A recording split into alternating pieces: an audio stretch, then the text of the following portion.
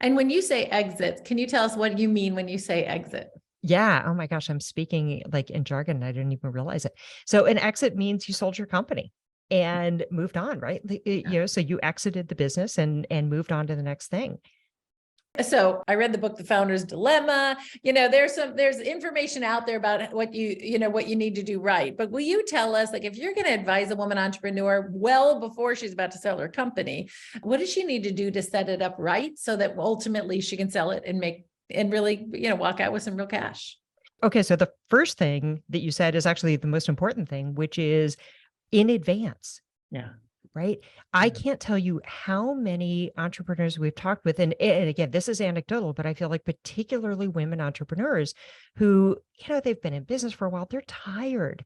Yeah. And so they just kind of let the business start to falter. We've gotten more than one referral of somebody who went to an attorney to shut down their business. And the attorney said, "Why are you not selling this?" Yes. But by then they'd already let it decline. Yeah. So that's the first thing, right? Is number one, start this before you get tired. Start working on selling it. Start working on figuring out that exit plan before you're ready to do it. The second thing I would say is you have to create something that will survive you. Mm-hmm. So there has to be a future revenue stream. Ultimately, when somebody buys a company, what they're buying is a future revenue stream. So if you don't have any employees, like literally 90% of women-owned businesses have no employees, and 5% have only 1 to 4. Now, 1 to 4, you can get there, right? But that's not a lot. And so being able to start to say, and if there's nobody else to do the work, how is it going to survive you? Right. Yeah. So to start to think about, who else do I have in my firm that can do what I do? Who else knows the customers? Who else can sell the work? Right. Do I have recurring customers? Do I have recurring revenue? That's always one of the best things people love. And then the third thing that I would say is, it is helpful if you can start to pass certain thresholds for both top line and bottom line. So top line is revenue. So we said, remember that 42% of the companies are women owned, but only 20% of the companies that actually have $1 million in revenue or more are women owned. So there's a big gap there, right? And why do you think that is? Yeah, really good question. So I think it's a couple of things. I think number one, there is something about the types of businesses that women go into. The number one area they go into is retail, and it's hard to get past those revenue thresholds in retail. So I do think there's an element of just the types of businesses that women tend to create. I think the second thing is, there's still all kinds of data about women are continuing to be the childcare providers. They're continuing to juggle. Again, they're also younger, right? So they still have young kids at home. The businesses are still newer. And I also think if you don't have that intentionality, if you don't realize that there's a reason that I need to push past these thresholds. But I will tell you, when we go to sell companies, one of the first things that they're looking at is size. Mm-hmm. So there are so many people out there right now they're chasing deals. They want to buy companies. Yeah. But you've got to get past these revenue thresholds and these EBITDA, these profitability thresholds. Okay, so if I'm an entrepreneur and I want to make real money someday, there's a big opportunity today. There's a big wave, is what I'm hearing from you. As long as I can get my company over at least $1 million and have, let's say, 5 to 20 employees, I have a better chance of being interesting to potentially sell the company. So starting early on and having a target of scale is really important. And I would say, to really start to make it interesting, it needs to be actually $1 million in EBITDA.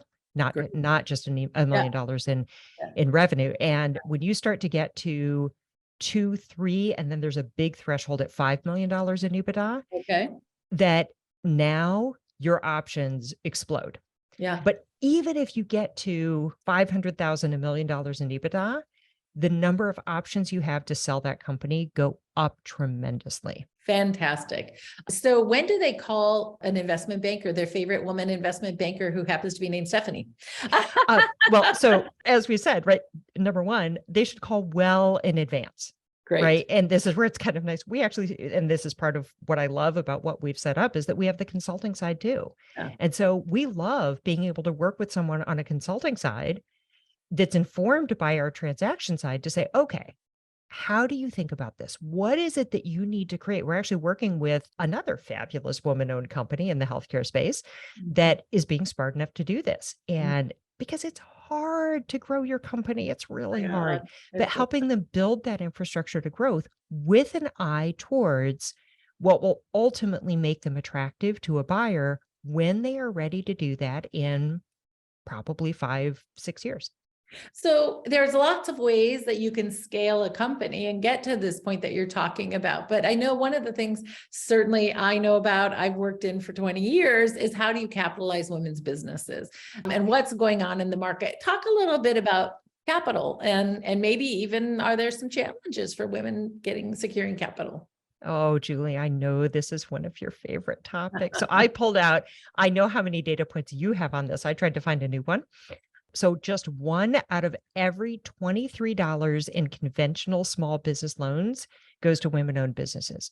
So if we look at whether it's the debt or the equity side, women are not participating at nearly the rate that would, again, if women own 42% of the businesses, wouldn't we expect that somewhere in that range of the funding would be going to women? And we know that that's not right. But BCG did this fabulous analysis of MassChallenge. So they're a US-based global network of accelerators. Do you know them? Are you familiar with I them? do know them. Yeah. Keep going. Awesome. Yeah. And what they found is that despite lower amounts of funding, for every dollar of funding, women-owned startups generate 78 cents, while male-owned startups generate less than half of that, 31 cents. Wow. Now, again, before I get accused of male bashing, which is not my intent, right? And part of this, I think, is because women have had to fight so hard for that funding. Yes. When they get funded, man, are they good. Yeah, well, Right? you have to be the absolute best of the best to get the funding. So That's right. no surprise. So That's right. I always say when you have mediocre women on a corporate board, you'll know we've made it, right? When we start to get mediocre women-owned companies funded, right? So women have a lot of assets, including the power of our networks that we can bring to play. What would you recommend that we think about? Like, how do we create an ecosystem that's better for women? Yeah, it's one of the things that I love to do. And you take the M&A industry, and my business partner actually happens to be my husband. So we are also unusual in that we're a husband and wife team. And the first time that I went to a kind of a big industry event, and he kept telling me, he's like, you are going to be unique. And he loved the idea of being able to focus on it and support women-owned businesses. The first time I walked into a room at one of these industry events and I stopped and I looked around, I can't tell you, Julie, the last time that I had been in a room that was that male dominated. But what's been really cool to watch is the way that the women who are in the industry support each other. Fabulous. I'm going to totally call them out. There's a fabulous group of women who are in business development and PE firms in Cleveland, Ohio. And they figured out a long time ago, they actually don't compete on that many deals. They do much better if they cooperate. Yes. So I can call any one of them. They all know what they're looking for. I can call one of them and say, hey, I've got this kind of a company. What do you think? Oh, not the right thing for me, but did you call so-and-so? And if do you know her? And if not, let me make an introduction. And so it becomes this fantastic group that really supports each other. And I think that's what we find, right? When we're inside organizations, we need people to amplify that voice to tell us that we're not crazy, because otherwise you're like, wait a minute, I thought I just made that point. Didn't I just make that point? Right. Why did nobody hear that point? What you just are doing right now is our entire How Women Lead credo, you just sort of reinforced that with this story that you just told. be Yeah. fierce advocates for each other. We're better off if we're advocating and supporting each other.